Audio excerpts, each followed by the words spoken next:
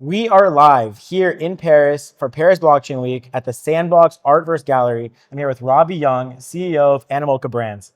How are you doing today? I'm good, thank you. Good to have you here. It's so good to be here. Amongst all this art. Amongst all this art, it's an incredible gallery. The energy is amazing. There's a lot going on right now. Yep. I'd love to hear a little bit about your background. Sure. Leading up to your position as CEO of Animoca Brands. Okay. You've started a few companies. Can you tell us a little bit about them? Sure. So I've always been in what the bankers call TMT, so telecoms, media, technology. And my journey to the internet, so to speak, was, I guess, in the early days of what we now call Web 1. So back in the 90s, I started a web development business, and we helped companies to get online, and we tried to convince people that they needed websites and online businesses and things like that. And I feel like this journey is very similar because now we're in Web 3 and we're really trying to convince companies and people that they should join Web 3. So I think we see a progression of exactly this kind of, this story arc, if you will, in the adoptions of Web 1 and then latterly Web 2 and now Web 3. So I've always been in media and technology. In the intervening years after the dot-com bubble burst, I spent a decade in traditional media, so TV, outdoor, magazines. And eventually I came to mobile gaming, which is where I joined my old friend Yat, who I'd known, well, now I can say I've known Yat for 25, close to 30 years.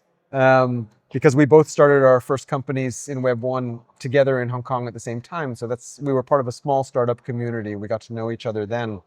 And so I joined him just after he'd started Animoca Brands.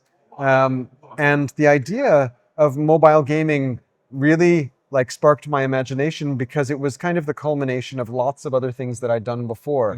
It was media, it was internet, it was advertising, it was all these things put into one product essentially. And it was mobile. I mean, I started out in telecoms, actually. And so, it's been a long journey for us as a company, but I think we finally found our home in Web 3. Wow. So what a rich background. What is the ultimate vision for Animoca Brands? I think it really hasn't changed since the day we discovered blockchain, because we came in the blockchain door through NFTs, which was basically through literally the month that it was invented in August of 2017.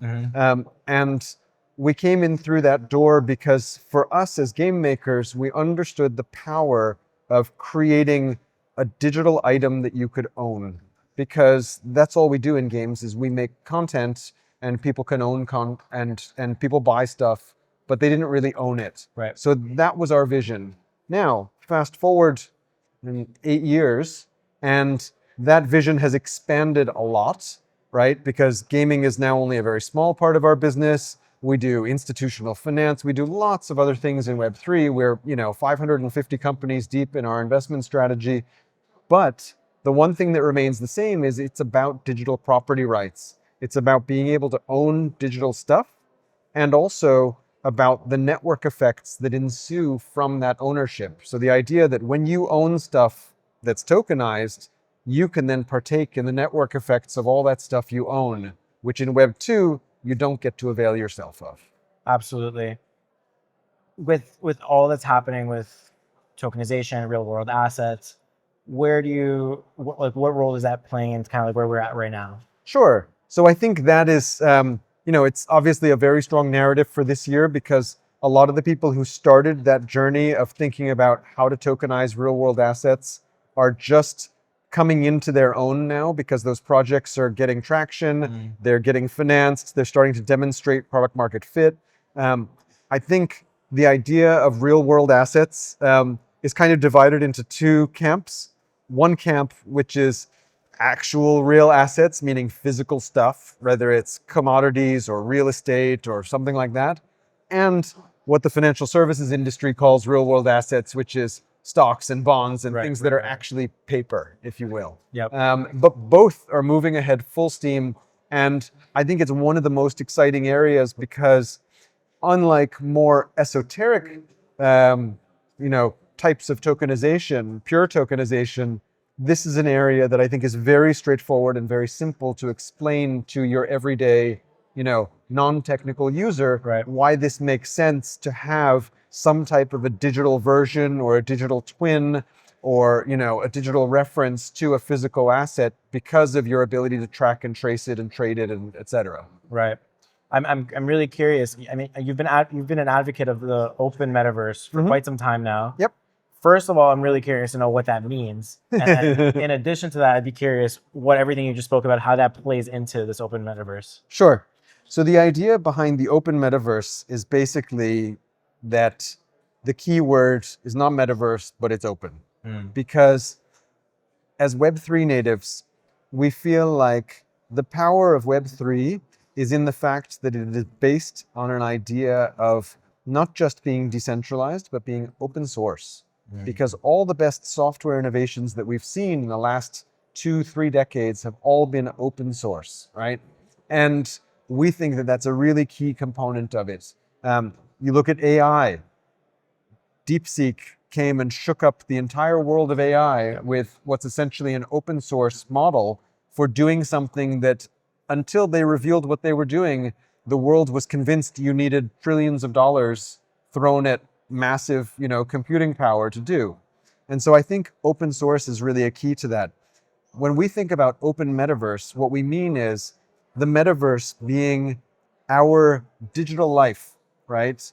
And our digital life being an open and interoperable one powered by blockchain, because blockchain is what gives us the ability to have that interoperability amongst kind of disparate applications. One of the big problems we have in traditional software and Web 2 is everybody builds in silos, right? Right. You have platforms, you have individual databases, everybody builds their own stuff. How do we break down the walls between all those, right? Ideally, everybody is in Web 3, but until that happens, we can simplify that process by saying, you can be a little bit in Web 3. You can tokenize a part of your business, and those tokens will exist in our Web 3 universe, right?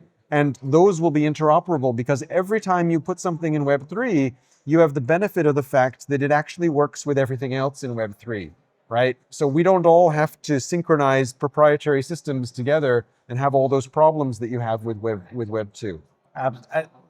Super interesting. I think this is a perfect segue into my next question, which is about blockchain gaming. Okay. I feel like a lot of games, it's their own little silos, it's their own universes. Yep. What are the challenges with adding blockchain to gaming? Okay. So there are some things that are easy to do and some things that are hard. I'd say the easy things to do, of course, when you think about putting blockchain in gaming, there are two reasons that you want to put blockchain in games. One is for the value. Right. So your in-game currency that you spend in the game. Traditionally in Web 2, it was things like gold or diamonds or some other reference, right, of soft currency, we call it. Yep. So you want to tokenize that. Historically, that's been ERC20 tokens, Ethereum tokens. It can be Solana these days, right? Or Base or whatever you like. And then you want to be able to tokenize your content. And those have been NFTs, because your content is going to have some measure of uniqueness to it, right? Yep. It may be that in your game, you're slaying dragons and you have 1,000 swords, but they're unique and numbered 0 to 1,000. So you want to have them as NFTs. And so doing those two things are very different, because the fungible tokens are very easy to have be interoperable. That value, you can essentially go and trade on centralized exchanges or decentralized exchanges. That world of fungible tokens is very simple and interoperable. The non-fungible tokens are different. So you can put your non-fungible tokens in a marketplace to allow trading, but to actually allow their utility in other games is much harder, because you have simple old-fashioned problems. When I take your, sword from your game into my game, how big is it? What's the resolution? Can I use it? Does it have gravity? Is it heavy? All these attributes to the playable characteristics. We have to then agree on standards for that, because we don't have any industry standards for those kind of things. And that's the reason that we helped to co-found an organization called the Open Metaverse Alliance for Web3, or OMA3, because we wanted to have a venue to have those discussions. And so we asked all our friends from the industry to come and join with us to spend a little bit of our free time, essentially, to engage in those discussions to build standards. So we've actually launched, we have already published open source working papers on things like portaling and mapping and, technical working papers essentially on how you can affect these ideas. Wow. I think that's so crucial. Absolutely. Well, and also because we want to have it be community led and community built. Because the reason that we keep harping on about open is we don't want a world where we just wait for Microsoft or Facebook to tell us what's the standard going to be and we all have to live with it. And they take 20% of our lunch or 30% of our lunch to use the standard that they're forcing us to use. Wow. Because that's not Web3. We want something that's community led. Okay, interesting. And so I think, I mean, I don't know if you can shed some light on any of the conversations that you've been having in this group, but I'm curious, what do you think the future of NFTs is going to be? Sure. And So digital ownership in general. So I think that digital ownership is here to stay because once you give people ownership, you can't take it away, right? The cat is out of the bag or genie is out of the bottle or whatever it is. Yeah. So you can't put it back in. I think that NFTs are definitely here to stay and we are going to see much more widespread use of NFTs. And I think that thinking about how we use NFTs and the utility that they have and the value that they have for users is not the same thing as the secondary market price of an NFT in a marketplace, right? And because we have relatively low liquidity and low volume of transactions of those kind of assets at the moment, it means that price is not relevant to whether NFTs have any use in our lives at the moment, right? Because the market is too small. If the market was massive and liquid, maybe price would be a barometer for how effective NFTs are. But at the moment, people just use them to have fun in games. And if I can kind of give a shout out to one of our portfolio companies, they have a game called Pixels. The company is Pixels. And it's very popular. And the reason that we made the investment, the first call I had with Luke, the founder, when he gave me his vision of the game back in 2021, I loved it because the first thing he said to me is, we want everybody to be able to play this game. And what he meant by that was you can BYO NFT, right? Bring your own NFT to the game and whatever NFT you bring, a PFP, an artwork, whatever it is, that can be your avatar in the game. And when you go to the game and you see all these avatars, it's a crazy mess, but it's a beautiful mess because it's the diversity of our Web3 community, all there engaging in social play, right? Yep. And they hang out, they socialize there together. And when you come across another player, you're like, oh, that's another Bored Ape. They're part of my ape family. And you socialize with them, you play with them because you have something in common, right? Wow. And that, to me, is one of the beauties of why you want to encourage ownership in a game environment. I love that. I'm going to ask you two more really quick questions. Yep. One is, you mentioned you're 500 portfolio companies deep or investments deep. Yep. Can you tell us a little bit about your investment strategy at Animoca? So we're very much a diversified investor. We invest across, industry verticals. We invest across geographies. Honestly, the only thing that knits everything together is we think things have high potential and they have a token. So we're interested in everything in Web3 and we try to stay current with all of the new innovations and invest in those segments. Awesome. Part of that is a portfolio investment approach because obviously we think diversification is important when we think about an investment strategy, but also because we are a strategic investor. So we invest primarily our own capital off the balance sheet. And so what we want to do is we want to invest in businesses that can benefit from our involvement with those businesses because we intend to get involved, roll up our sleeves, help them with things like tokenomics or help them with, KOL marketing or building user bases or help them with liquidity provision and market making, all these kind of things that help them in the life cycle or creation of their tokens, because it's a transferable skill that we can bring from all the other portfolio companies and deals that we've done to help educate both our own portfolio companies and the wider industry. Absolutely. That makes the perfect sense. Yeah. My last question is, what advice do you have for aspiring entrepreneurs in this day and age? I'm not sure they need my advice. It's amazing, you know. I'm constantly amazed how many entrepreneurs, how savvy and how young the entrepreneurs I meet are.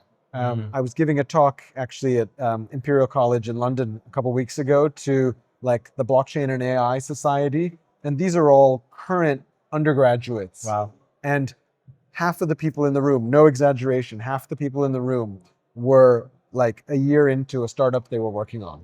No way. And There we go. I mean, I was just trying to stay sober at that age, to be honest. So I think, you know, kids these days don't need my help. But I think if anything, what I would do is I would say that despite the fact that we're in Web3 and Web3 has a lot of new paradigms, all of the old business mantras still apply. Focus on customer satisfaction, focus on retention, focus on profitability, because those things, regardless of your business model or your sector, those metrics will always serve you well. Wow. Thank you so much. No problem. Robbie, that was absolutely incredible. I'm Thank so you. happy we had a chance to make this happen right before your panel. Cool. Good luck at the panel. Hey, what's up? But it's not something Genzio is afraid of. If you want to survive, you got to build a How hive. many know we do not understand that we do not Ladies and gentlemen. We're back at the Genzio Media House. Awesome. Thanks so much for joining us today.